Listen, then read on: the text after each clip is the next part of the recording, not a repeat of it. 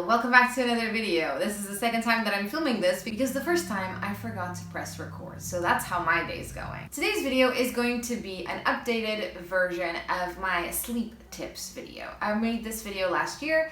I get asked this a lot, so I thought I would just make a new version of the same video. Also, I would like you to note that this is all medication free, so it's not supposed to be reliant on medication, and it's also keeping in mind people with fibromyalgia. Basically, if you have more conditions than just fibromyalgia, I'm not sure if these tips are going to be helpful because that's what I have. So, I have fibro, I have IBS, and I have TMJD, which is a temporomandibular joint disorder. If you're new here and you would like to stick around, you can consider subscribing to my channel. It would mean a lot to me. I make videos twice a week about fibromyalgia and life with it. You can also consider becoming a member on Patreon to help me keep this channel afloat. All of the links to that are down below. Number one is sticking to a schedule.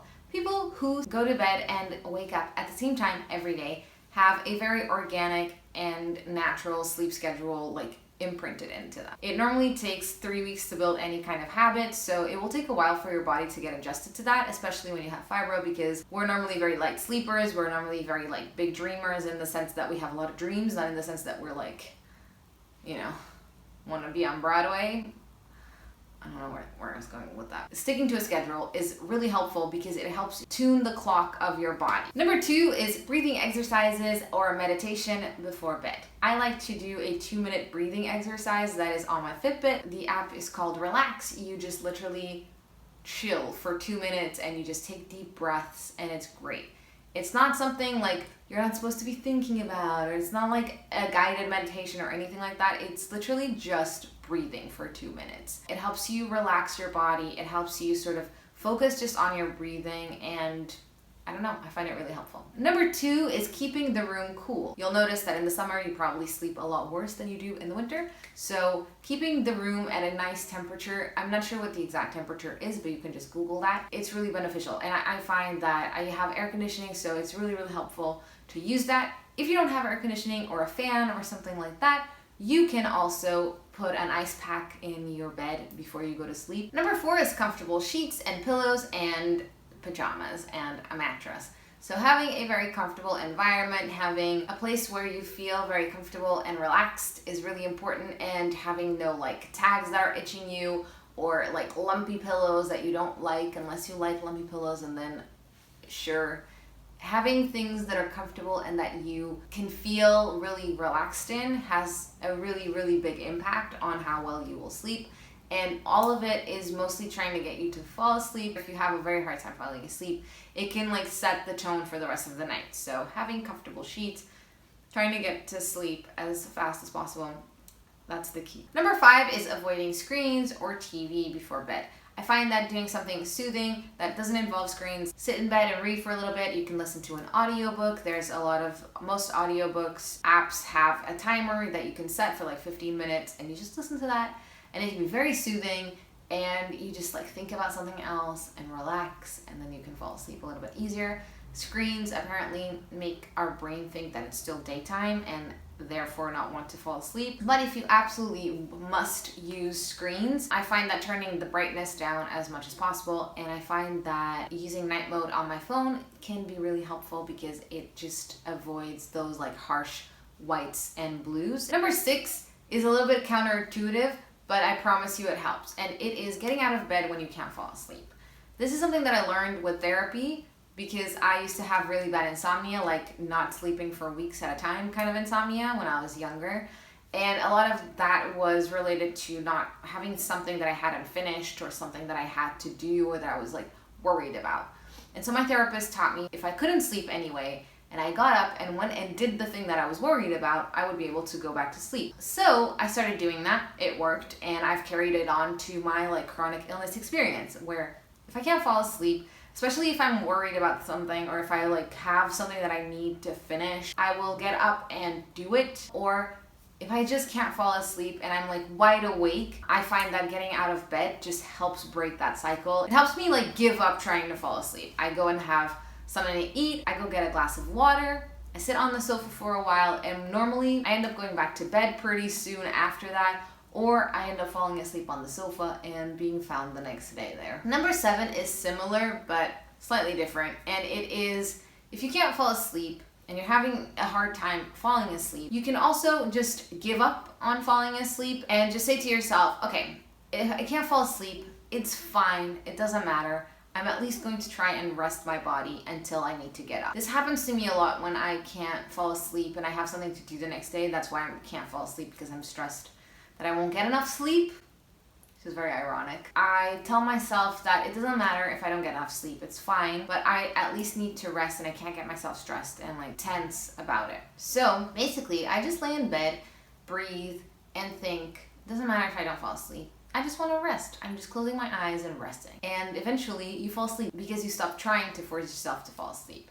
And the same principle applies to number 6. Number 8 is eye masks. And I find that just covering up all the light sources is really helpful. I'm a very light sleeper. I'm especially light sleeper in the morning. So like in the wee hours of the morning, I start waking up a lot. And an eye mask that blocks out all the light really helps me fall back asleep. Number 9 is a humidifier slash aromatherapy diffuser. I have heard that people have used these for pain.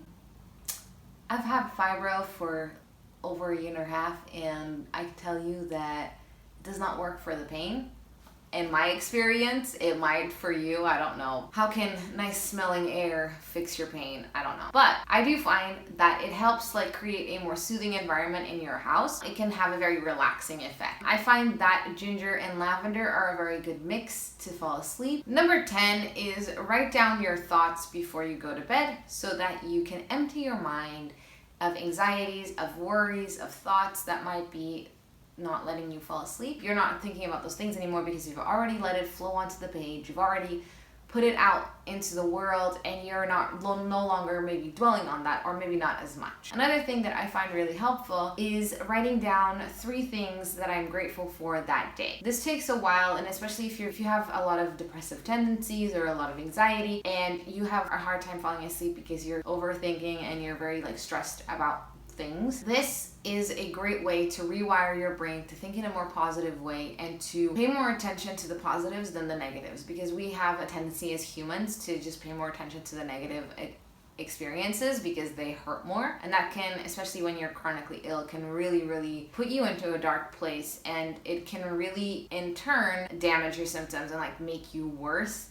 So writing down 3 positive things that happened today, 3 things that you're grateful for, 3 things that made you smile or that you thought were good. And with time, that is going to help you so much, because at first it's going to be like you're going to be combing through your day trying to find positive things, and then in time you're going to have too many things to choose from. It doesn't mean that more good things are happening to you. It just means that you have turned your brain on to pay attention to positive things. So yeah, I find that that's a really helpful one. I've been doing that for like 4 or 5 years, and it's really helped me be less of a negative Nelly and be more of a positive person, think more on the bright side. And it's definitely helped with the chronic illness thing, because even on really bad days, there's always something good to be taken away from them, even if it's just like noticing or appreciating that you have somebody who loves you and who's willing to take care of you. And that's a beautiful thing. I'm not saying there's no negatives. I'm not saying that. Like, I get down and I get sad about stuff as well, and this life is hard. But if we don't try looking for positives, then we're going to be drowning in negatives. Number 11 is very important, and it is avoiding spending too much time in bed, basically only going to bed to sleep. Ever since I stopped having bed days where I wouldn't get out of bed, even if I don't feel well, I just move to the sofa, I do a little nest. I find that that's really helped my brain associate my bed with rest and sleep, because whenever I go to bed, even if I'm not super sleepy, I eventually start getting sleepy because I know that that's where I sleep. And this is like rewiring your brain. That's hard to say. I know that this can be difficult for people who don't live by themselves, don't feel comfortable spending time outside of their bedroom. Like, I know that every situation is different, but if you can, that can be really helpful. Then I suggest that you at least get up and change into a different set of pajamas to spend the day in bed, because then you're at least having a change. I know that seems silly, but it does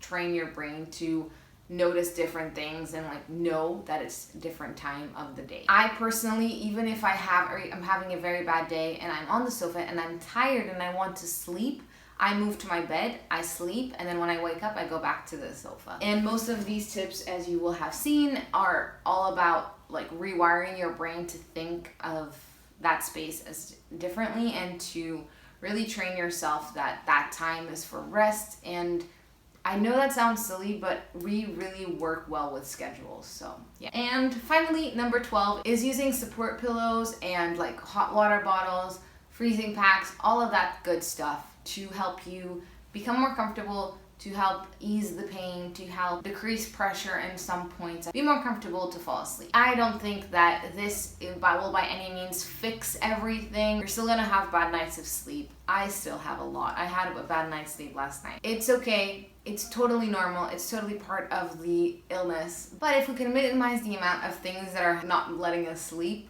then, we will sleep better eventually. And I find that all of these you have to be quite patient for, and they are not going to help like straight away. It's always going to be a long journey. So yeah, that's it for today. If you enjoyed this video, don't forget to leave it a like and a comment and consider subscribing to my channel if you haven't already. It would mean so much to me. And don't forget, if you are part of the Foggy Book Club, the live stream is on the 29th at 4 p.m. GMT. I hope to see you there to discuss that book that I don't think anybody liked so far. And that is all of the things that I have to say.